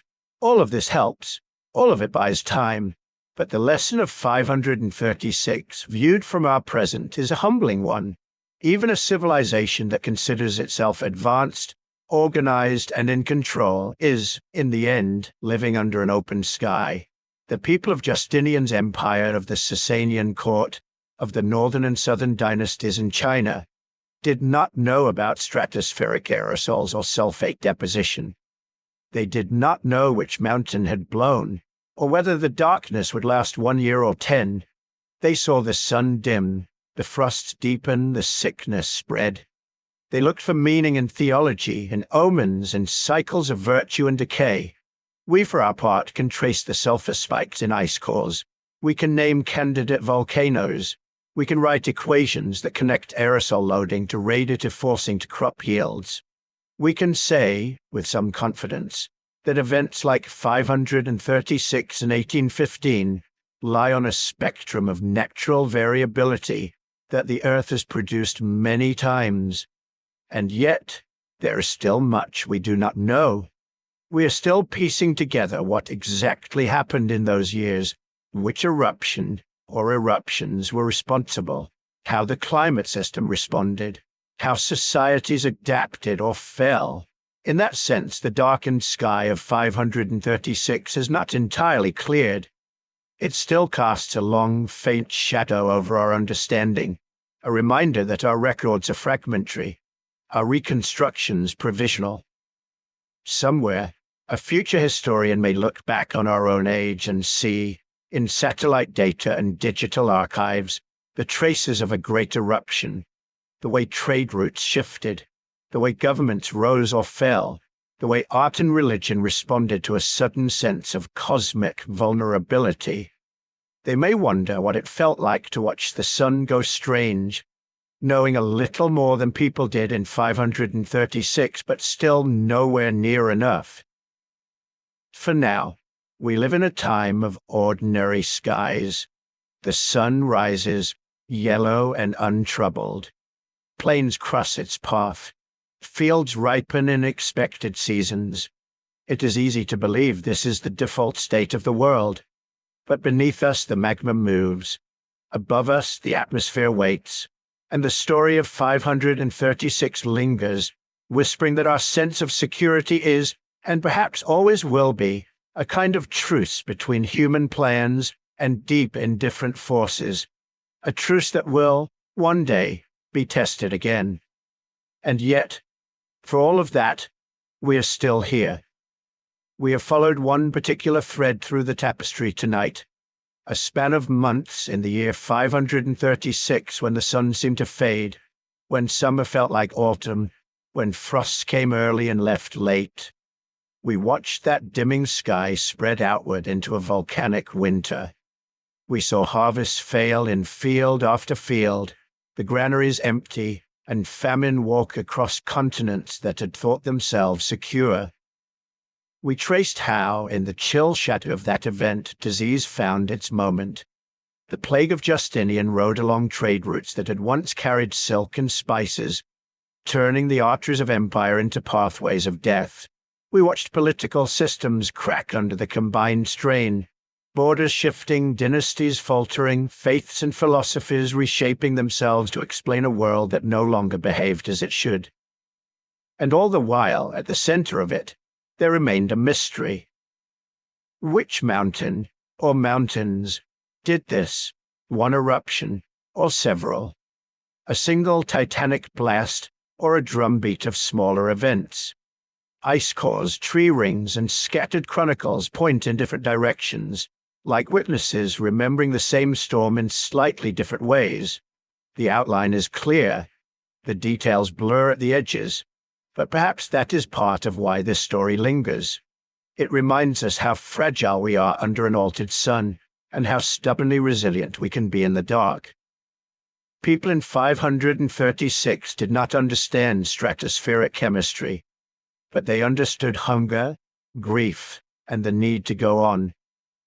They planted again, even when the last harvest had failed. They traded, migrated, prayed, argued, adapted. Out of those cold gray years, new worlds slowly emerged. The sky that seemed for a time to be closing in did not. It cleared. It almost always does. If you've drifted with me through this long night of history, and you're still awake at the edge of sleep, you can let that thought rest beside you, that our ancestors have faced skies far stranger than ours, and somehow found ways to endure them. If you enjoy journeys like this, quiet walks through the darker corners of the past, you might also like the Sleepy Time history book about prehistoric secrets, waiting for you at sleepytimehistory.com. It's there if you'd like to explore further, at your own pace. And if this story kept you company tonight, I'd be grateful if you'd gently like this video, subscribe for more nights like this, and leave a comment telling me where in the world you're listening from. It's a small way of stitching our scattered midnights together. For now, though, let the questions about vanished suns and restless magma drift to the back of your mind. The sky above you, whatever its weather, is quiet enough for rest. Close your eyes, breathe slowly, and let sleep rise to meet you. And Belvally when lava keep no don't keep no keep in Belvally we gather keeping keeping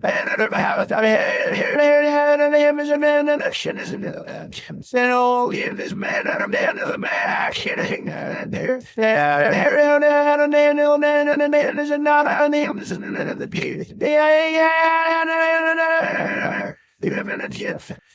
then All the world on the cheap old cheap cheap and cheap and all these world cheap and cheap.